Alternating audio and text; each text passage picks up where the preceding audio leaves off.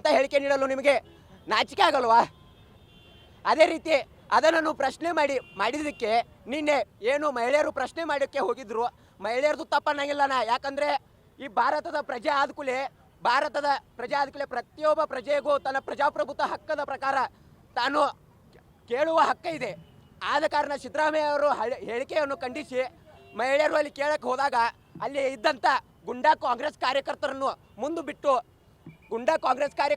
ಮುಂದೆ ಬಿಟ್ಟು ಮಹಿಳೆಯರ ಮೇಲೂ ಹಲ್ಲೆ ಮಾಡಿಸಿದ್ದಾರೆ. ಅದೇ ರೀತಿ ಸ್ಟೇಜ್ ಮೇಲೆ ಲಕ್ಷಾಂತರ ಜನರ ಮುಂದೆ ಒಬ್ಬ ಪೊಲೀಸ್ ಅಧಿಕಾರಿ ಅವರನ್ನು ಸ್ಟೇಜ್ ಮೇಲೆ ಕರೆದು ಅವ್ರಿಗೆ ಅವಮಾನ ಮಾಡುವಂಥ ಪರಿಸ್ಥಿತಿ ನಿನ್ನೆ ಉಂಟಾಗಿದೆ. ನಿನ್ನೆ ಕಾಂಗ್ರೆಸ್ ಜನ ಆಕ್ರೋಶ ಸಭೆಗೆ ನಮ್ಮದು ಏನೂ ಆಕ್ರೋಶ ಇಲ್ಲ. ಆದರೆ ಎಸ್ ಪಿ ಸಾಹೇಬ್ರ ಮೇಲೆ ಏನು ಇದು ಅವಮಾನ ಮಾಡಿದಾರಲ್ಲ ಅವರಿಗೆ, ಅದನ್ನು ನಾವು ಖಂಡಿಸತ್ತ ಅಖಿಲ ಭಾರತೀಯ ವಿದ್ಯಾರ್ಥಿ ಪರಿಷತ್ ತೀವ್ರವಾಗಿ ಖಂಡಿಸುತ್ತಿದೆ. ಸಿದ್ದರಾಮಯ್ಯ ಸಾಹೇಬರು ಎಲ್ಲ ಕಡೆ ಹೇಳ್ಕೊತ ಅಡ್ಡಾಡ್ತಾರೆ, ಸಂವಿಧಾನದ ಪಾಠ ಕಲಿಸ್ಕೊತ ಅಡ್ಡಾಡ್ತಾರೆ. ಆದರೆ ಸಿದ್ದರಾಮಯ್ಯ ಸಾಹೇಬ್ರಿಗೆ ಸಂವಿಧಾನ ಅಂದರೆ ಏನಂತ ಗೊತ್ತಿಲ್ಲ. ಅದಕ್ಕಾಗಿ ಹಿಂಗೆ ಅಧಿಕಾರಿಗಳ ಮೇಲೆ ಹಿಂಗೆ ದೌರ್ಜನ್ಯ ನಡೆಯಕೈತಂದ್ರೆ ಮುಂದಿನ ದಿನಮಾನಗಳಲ್ಲಿ ಅಖಿಲ ಭಾರತೀಯ ವಿದ್ಯಾರ್ಥಿ ಪರಿಷತ್ ಸಿದ್ದರಾಮಯ್ಯ ಸಾಹೇಬರಿಗೆ ಸಂವಿಧಾನದ ಪಾಠವನ್ನು ತಕ್ಕ ಪಾಠ ಕಲಿಸ್ಬೇಕಂತಂದು ನಾವು ಈ ಮೂಲಕ ಎಚ್ಚರಿಕೆ ನೀಡತ್ತವು.